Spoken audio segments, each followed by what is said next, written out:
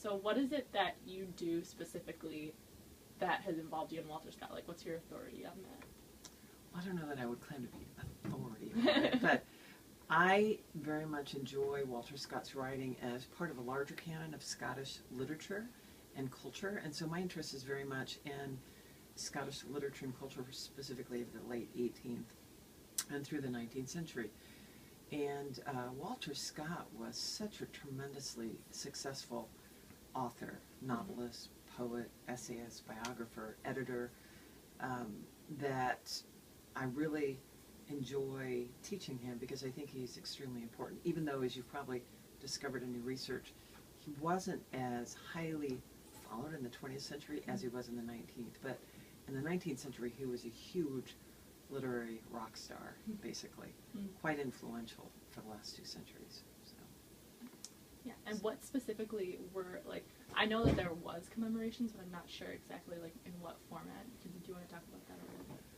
Well, and I guess I might ask also specifically either what you mean by commemorations in the context of your class, and or whether you're interested in the phenomenon of one of the things I've discovered, and others have as well, the phenomenon of the naming of towns in the United States and actually throughout the world after Walter Scott's Waverley novels. And that's something specific that I'm really interested in. He wrote a number of novels that became known as Waverley novels, and I don't know if this is something that you know about or would like me to talk about a little bit. We'll just briefly have you explain it. Sure. Okay. Yeah. So the very first novel that Scott wrote, he published anonymously in 1814. It was called Waverley, or 'Tis 60 Years Since. And he published it anonymously in part because he was extremely well known as a poet. He wrote Lady of the Lake and a variety of other poems that were very, very popular and highly regarded. When he turned to fiction, though, he had some qualms about whether or not probably he would be successful. And at the time, fiction didn't have as strong a reputation as did poetry. And it was read, the population of women readers had grown a great deal, and he was trying something new. Published anonymously, as did many authors at the time, as did Jane Austen, who published at the same time. And so he wrote what was considered to be the very first historical novel, and that was Waverley. It was a huge success, and so then he thought, well, this worked very well. So he published his second novel a year later, 1815, Guy Mannering, and he decided to sign it by the author of Waverley. And his novels became hugely popular, and he continued to publish them, many of which he signed by the author of Waverley, and so they became known as the Waverley novels, which was named after the first novel. So, the commemorations you were asking about, I became aware of them both through my reading, but also thinking about Waverley, Iowa. And so I started searching, why was Waverley, Iowa named Waverly? And do you know why Waverly, Iowa was named Waverly? Take a wild guess. Because of the Waverley novels.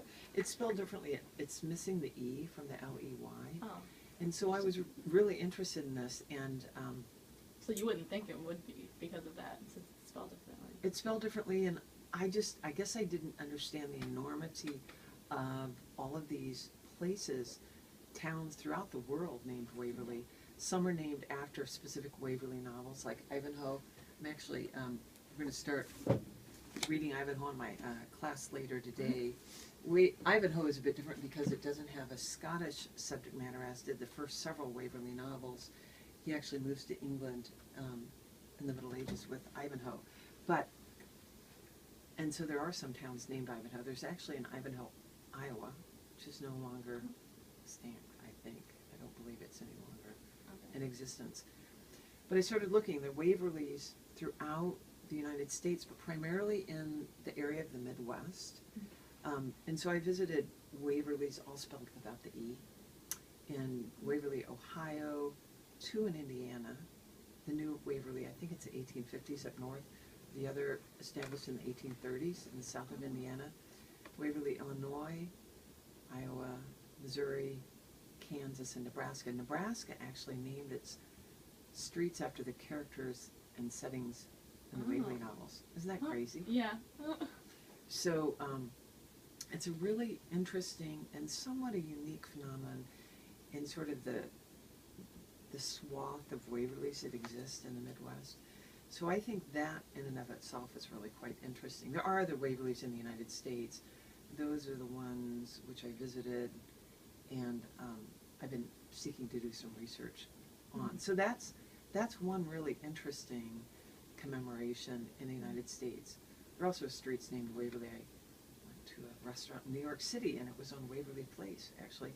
It was named, I believe in 1832, that street, or it might have been 83, after Scott died. So it was named for him, or in memory of him, after he died, but it's named for the novels. So that's interesting, too. It's not named Walter Scott Place, it's named Waverly Place. Yeah. So, I don't know. Do you know why they think they did that? Is it just because Walter Scott is more of a common name? But I guess Waverly's become a common name now for streets and cities. well, there are memorials and commemorations of Walter Scott, and I don't know if you're familiar with the huge tower-like edifice in Edinburgh, sort of down by Waverly Station, named for the Waverly novels. It's a big train station in Edinburgh, but it was specifically built to commemorate Scott in the 1840s. They held a contest, and the winner was then the one who was selected to build this large tower. You can still actually climb up it. Several stories. It's very interesting. And there's a statue of Walter Scott in Central Park in New York City, along with Robert Burns. But the towns themselves are named after the literature, which is a bit different. And I think there's a reason for that, which that's the part that I want to find out more about. But part of it had to do with the enormous popularity of his novels in the 19th century. People just read them all over. And, for example, the engineer who was building the Erie Canal in Ohio, at the time, the citizens were seeking to name the town, which was growing at the site, around the canal. And the engineer was reading the Waverly novels at the time. He didn't say which one in what I read. And he was so taken with him, he said, name the town Waverly. And William Harmon named Waverly, Iowa, from a record I have about the history of the town, because he wanted the citizens to embody the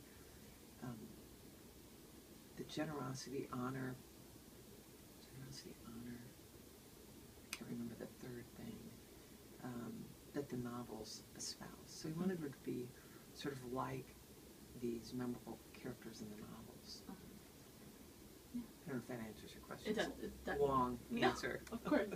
And how do you think he got his influence on American literature?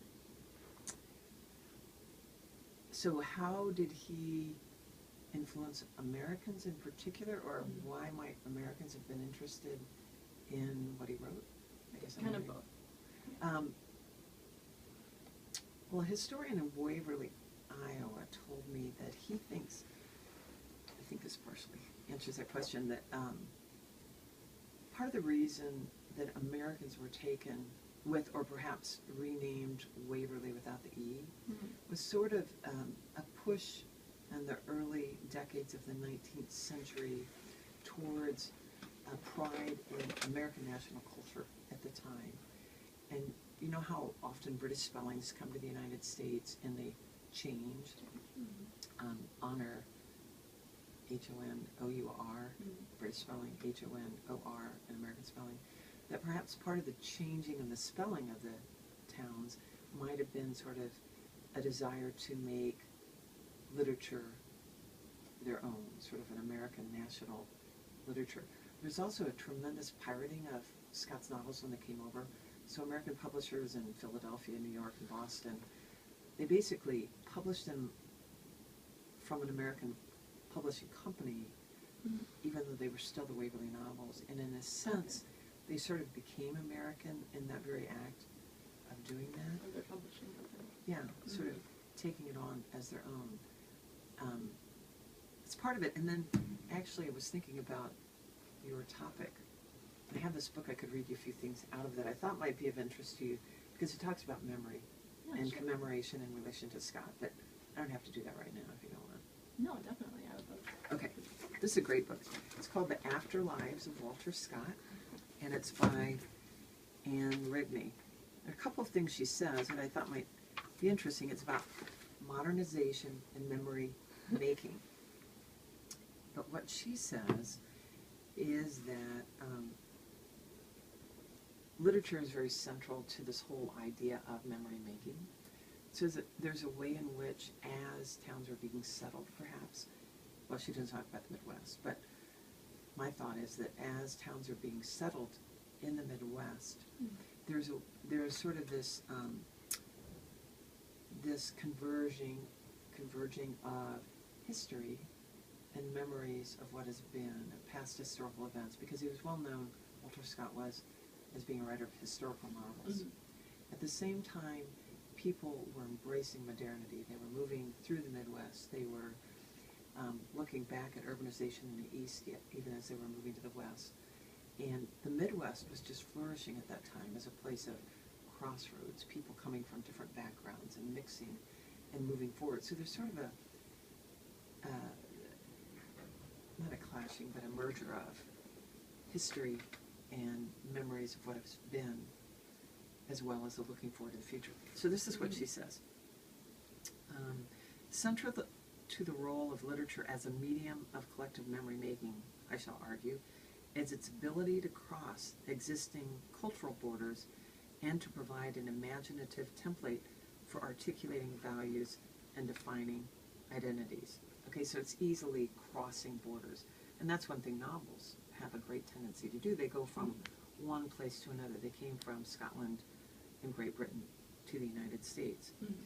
One of the recurrent themes in recent discussions calling for elaboration from the outset is the idea of the active cultivation of memory is a byproduct of modernization. The story runs more or less as follows. Memory only became an issue, whether as something to be cultivated or as a source of anxiety, when people started to see the present and future as systematically different from the past. And then she talks about how this happened particularly during the 19th century, although it's, of course, happened at other times. And she says that part of Scott's success is that he was both a modernist in the sense of writing these modern novels. Nobody had really written a novel like he did at the time he published his. And he was a historicist. And she says the key to his huge success was his forging of a potent alliance between fiction, memory, and identity. So even though he's writing about Scottish people, and he wrote about, I have a map of Scotland over there. What he did was he had sort of highlighted, there were flashpoints of cultural peoples in the south, far north in the Shetland Islands, on the east coast, gypsies and smugglers, very interesting stories. The heart of Edinburgh, the home of enlightenment, the Scottish Enlightenment, and urban Edinburgh, he wrote novels about that and the different people. So he was able to capture all these different sorts of identities at particular times and bring them alive in a way that made sense to people who were settling in the United States. Yeah. I've got others, but I won't keep reading. Last question. Maybe like an ending question. Why do you think he deserves to be commemorated? Why do you think it's important that people still today, read his literature and remember things about him and realize that there's towns all over the nation that are named after his novels? Okay, that's a great question. So why is he important to read now? And I will just say that 19th century he was hugely popular, enormously influential. There were thousands, hundreds, I think up to 3,000 translated editions of his novels all over the world. There were hundreds of theatrical productions and musical productions, operas, Lucida Lammermoor. I don't know if you know much opera. There were lots of operas created from his novels. Music that you know today. Hail to the Chief, you know that The music played when the President of the United States is inaugurated. Okay. Bum, bum, ba-dum. Yeah. The words hail to the chief hail from Scott's Lady of the Lake, the poetry, the poem.